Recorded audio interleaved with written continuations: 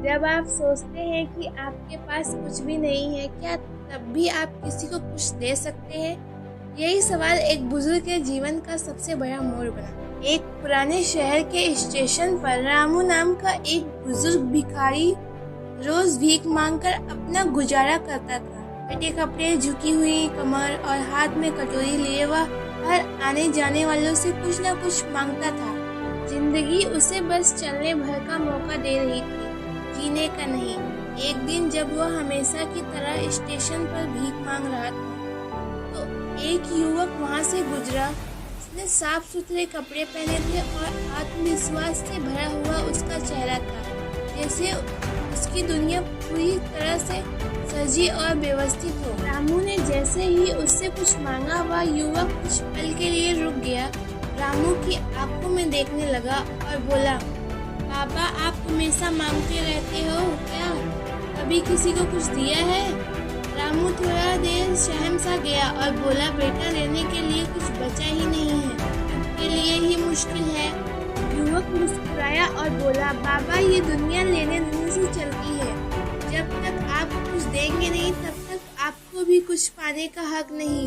इतना कहकर वह आगे बढ़ गया, लेकिन उसके शब्द रामू बाबा के मन में गूंजने लगा। वह रात भर सो नहीं पाए। बार बार उनके कानों में वह एक ही बात गूंज रही थी, जब तक दोगे नहीं तब तक पाओगे नहीं। अगली सुबह जब रामू स्टेशन के बगल के बगीचे में बैठा था, उसकी नजर कुछ खिले हुए गुलाब पर पड़ी। उसने सोचा, मेरे पास पैसे तो नहीं है, ताकत भी नहीं है, लेकिन क्या मैं इन फूलों को नहीं दे सकता? क्या मैं मुस्कान नहीं बांट सकता? उसने कुछ फूल तोड़ लिया और सोचा कि आज जो भी उसे भीख देगा, वह उसके बदले उसे फूल देगा। लेकिन जब पहला यात्री आया और रामू को एक सिक्का दिया, तो रामू ने मुस्कुराते हुए गुलाब का फूल उसके हाथों में बढ़ा दिया। यात्री थोड़ा देर सहम सा गया, लेकिन फिर उसकी आंखों में खुशी थी। उसने फूल लिया और अपने बैग में रख लिया। यह रामू के लिए नया अनुभव था। उसने पहली बार महसूस किया कि उसके पास भी कुछ देने के लिए चीज है। इसके बाद रामू रोज सुबह फूल तोड़ लाता और जब जब कोई भीख देता, वह बदले में उसे गुलाब देता था। कुछ ही दिनों में रामू को पहचान मिल गई। अब वह फूल वाला बाबा कहलाने लगा। पहले से ज्यादा लोग उसे भीख देने लगे और सिर्फ पैसे ही नहीं, मुस्कान भी मिलने लगी रामू को। धीरे धीरे उसने उन पैसों से और फूल खरीदने शुरू किए।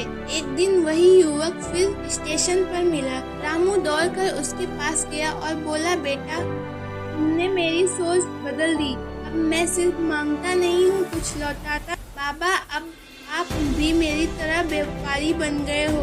यह सुनकर रामू की आंखें नम हो गई, लेकिन दिल गर्व से भर गया। कुछ दिन के बाद रामू ने ठान लिया कि अब वह सिर्फ फूल नहीं बेचेगा, बल्कि खुद को बदल देगा। उसने अपनी कमाई से स्टेशन के पास ही एक छोटी सी फूलों की दुकान खोल ली और उस दुकान का नाम रखा रामू फ्लावर्स गिफ्ट्स। उसने न सिर्फ गुलाब बिकते थे, बल्कि आत्मसम्मान भी मिलता था। अब वह छोटे बच्चों को सिखाता था कि कैसे फूलों की देखभाल करते हैं, कैसे ग्राहक से बात करते हैं। 6 महीने बाद यही युवक एक बार फिर से स्टेशन पर आया और सूट पहने रामू को देखकर पहचान नहीं पाया। रामू मुस्कुराया और बोला, पहचाना मुझे? युवक ने गौर से देखा और टोकते हुए कहा, बाबा, आप पूरी तरह बदल गए हो। रामू बोला, हाँ बेटा, क्योंकि तुमने मुझे मेरी हैसियत नहीं, मेरी क्षमता दिखाई। तुमने बताया कि अगर सोच बदल लें तो किस्मत भी बदल सकती है। लोग मुझे भीख नहीं देते थे, वे मेरे फूल खरीदते थे, और जब मैंने यह खुद को व्यापारी माना, तब मैंने असल में मैं भी समझ गया कि मैं व्यापारी बन गया हूँ। आज रामू सिर्फ एक व्यापारी ही नहीं, वह एक जीती जागती प्रेरणा बन गया है।